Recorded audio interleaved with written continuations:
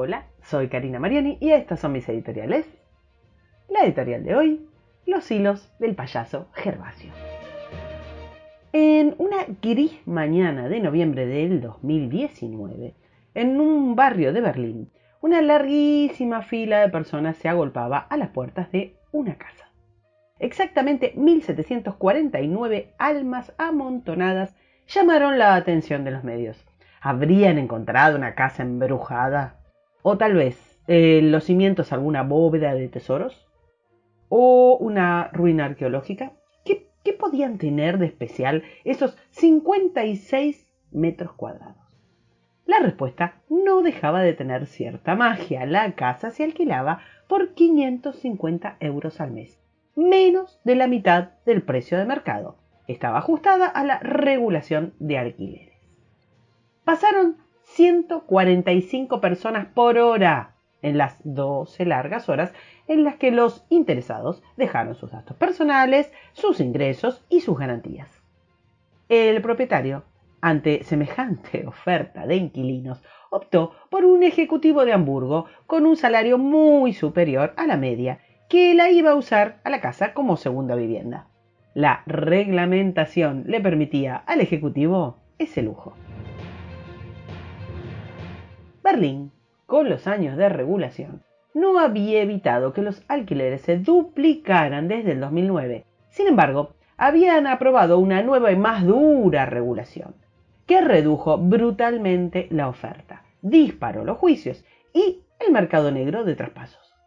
En 2018, Alemania construyó menos viviendas de las que se necesitaban. Construyó 60.000 viviendas para alquilar cuando la demanda superaba las 150.000. Las regulaciones las hacían poco rentables, así que las autoridades, en su eterno hocicar socialista, doblaron la apuesta. Los inversores, obviamente, dejaron de construir viviendas nuevas para alquiler por el exceso de normativa, lo que había propiciado la destrucción de 5.200 empleos en la ciudad. El 10,5% del sector cayó en un año, según datos de Investmentbank de Berlín. Se trata de una corriente mundial, esto de los gobiernos de que traten de controlar el precio de los alquileres, y no es casual. Abundan ejemplos históricos, los fracasos se suceden, pero ese detalle no hace mella en el afán de los políticos. Y es que, a la hora de entender lo que está pasando, es necesario recordar que no importa ni la eficacia ni los beneficios, sino la impostura. En los últimos años, más y más países han probado más y más formas de regular y controlar los precios de los alquileres. Francia, Alemania, Portugal, Escocia, Italia, Dinamarca, Holanda o España recurren a estas medidas. San Francisco, la ciudad estadounidense, introdujo controles de rentas en 1979, que no funcionaron y redujeron más del 15% la oferta, que a su vez condujo a una caída del 25% en el número de inquilinos. Tampoco funcionaron los controles en Nueva York, donde, además de las viviendas de alquiler indefinido y el control de rentas, la mitad del parque estaba sujeto a una ordenanza limitante de la subida. El número de viviendas construidas bajó de 35.000 en 1969 a 10.000 en 1980. Hacia los años 30, Hispanoamérica, la mayoría de las ciudades de Hispanoamérica, impusieron controles de arrendamiento, lo que disminuyó la oferta de alquiler y la calidad. Argentina, cuando no, comenzó a atropellar los derechos de propiedad sobre las viviendas en 1921 durante la presidencia de Hipólito Yrigoyen, interviniendo en los contratos entre particulares. Según el economista Juan Carlos de Pablo, hasta 1995 se sucedieron más de 100 intervenciones, considerando leyes, decretos, resoluciones y circulares. Apenas comenzando el golpe de 1943, el decreto 1580 del 29 de junio ordenó una rebaja de los alquileres, extendió el plazo y congeló las demandas de desalojo. Lo que se consiguió fue que antes de que termine la década, la oferta de alquileres era casi nula y los propietarios vendían masivamente sus propiedades. El problema habitacional creció. Desde entonces, cada gobierno que intentó regular el mercado de alquileres no hizo más que fracasar y encarecer la propiedad. Los asentamientos marginales, las villas, que están exentos de la problemática regulatoria, no dejaron de crecer, obviamente.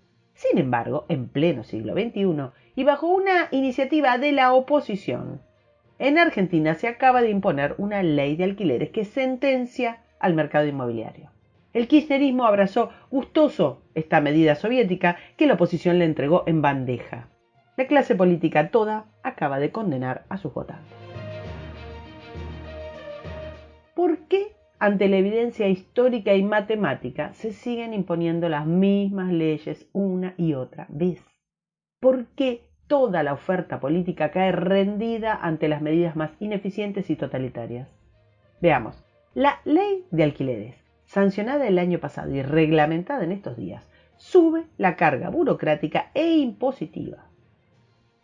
Disminuye la rentabilidad, que, según los especialistas en Cava, es menor al 0,2% mensual.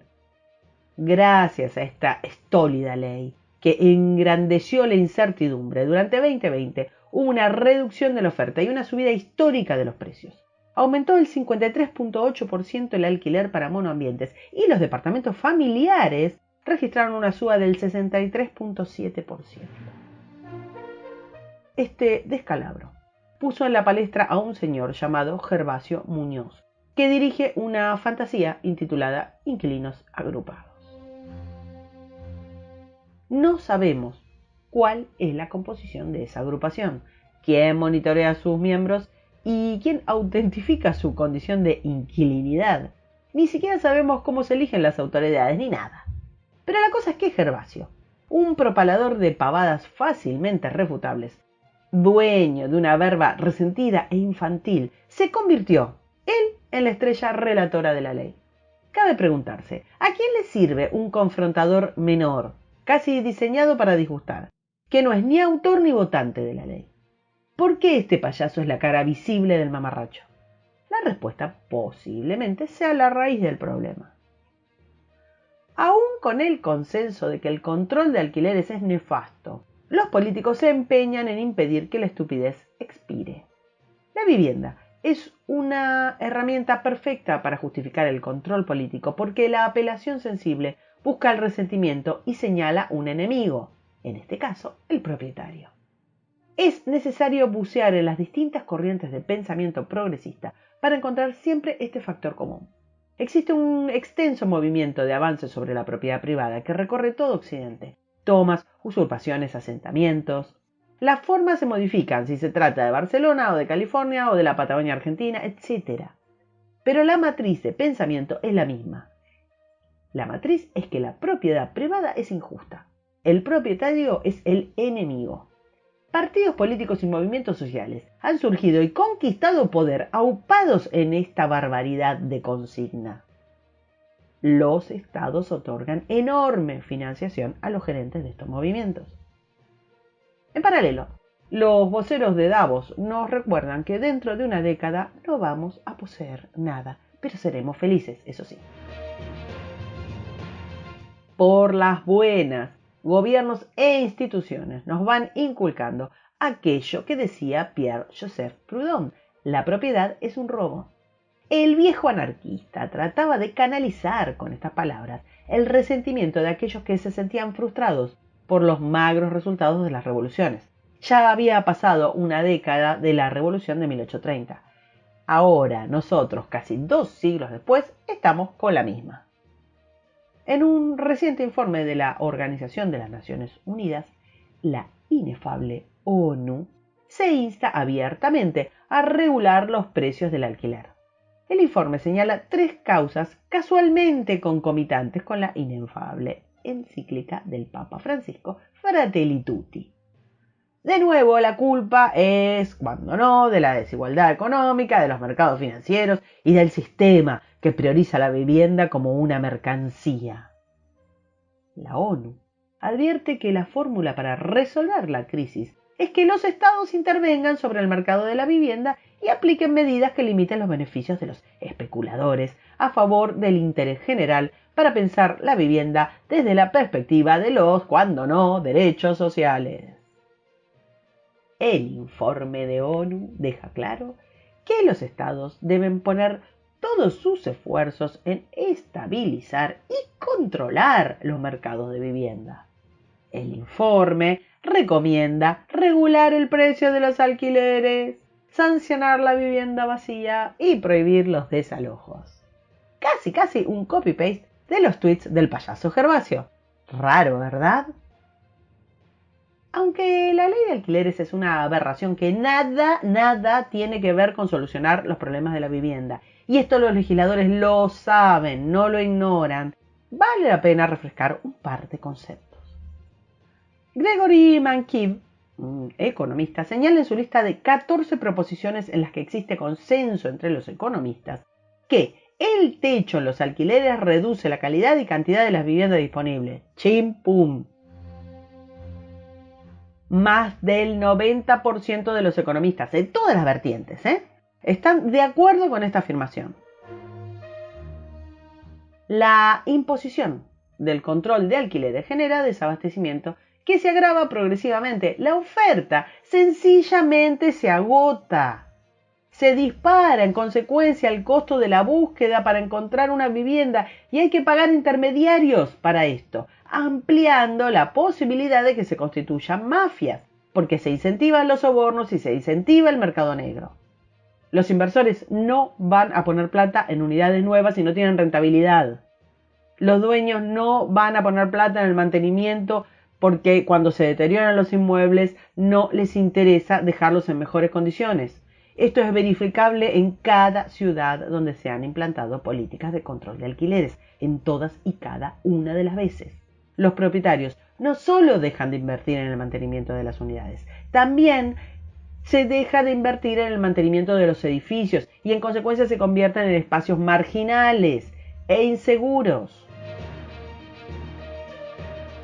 El mayor beneficiario de todo esto es el recaudador de impuestos, en nuestro caso, la AFIP, ya que la burocracia incrementa toda la cadena de valor de la vivienda. Para las empresas constructoras suben los costos y la norma claramente penaliza al propietario. Pero lo que ni los legisladores ni el payaso Gervasio le han dicho al inquilino es que el blanqueo de los contratos en AFIP no solo no lo protege, sino que lo obliga a justificar los ingresos con los que pague el alquiler. Si el inquilino, recordemos que en nuestro país el 40% de la economía es en negro, es informal. Si el inquilino tiene changas para completar su salario, para complementar la plata con la que vive, y todo esto tiene que ser presentado en AFIP, todo va a quedar irremediablemente expuesto ante la hiena fiscal. La AFIP va a perseguir a los monotributistas, a los autónomos para subirles las categorías, porque van a decir que tienen mayor dinero. Y hará lo que mejor sabe hacer la AFIP, atacar al más débil. La recaudación de impuestos vinculados a la transmisión de vivienda va a crecer también. Es mentira que nunca es triste la verdad, pero es real que no tiene remedio. En síntesis, la oposición redactó la sentencia. El oficialismo la ejecutó. La AFIP se va a beneficiar, los propietarios se verán avasallados en sus derechos y los inquilinos pagarán las consecuencias. Y amenizando la fiesta, el payaso Gervasio, que es un repetidor de paja, un pobre puchimbol escenográfico para ocultar que estamos en manos de sádicos, irresponsables e ignorantes, dispuestos a acabar con todo el sector productivo e independiente. Exactamente como solicitan los que quieren que en 2030 no tengamos nada. Si somos felices con esto, es que nos merecemos lo que nos pasa. El emperador Diocleciano sentenció en su famoso edicto del año 301 después de Cristo. Hemos decretado que se establezca un máximo para que cuando en algún lugar aparezca la violencia de los precios altos, la avaricia sea frenada por los límites de nuestro estatuto. Para garantizar una aplicación adecuada, cualquier persona que viole este estatuto estará sujeta a la pena capital, que se aplicará a quien, en el deseo de comprar, haya conspirado contra el estatuto con la codicia del vendedor. También está sujeto a la pena de muerte quien crea que debe retirar su mercancía del mercado general debido a esta regulación. Instamos a la lealtad de todos para que una ley constituida para el bien público se observe con obediencia y cuidado.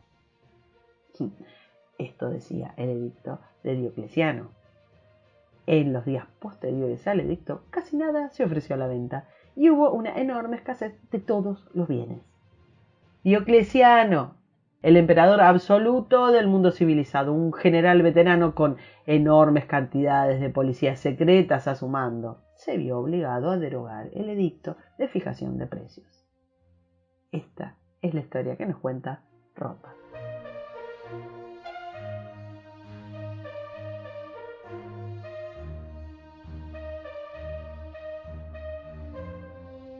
Para escuchar todos los editoriales, suscríbete, me gustealo, compartilo y nos vemos en la próxima. Muchas gracias.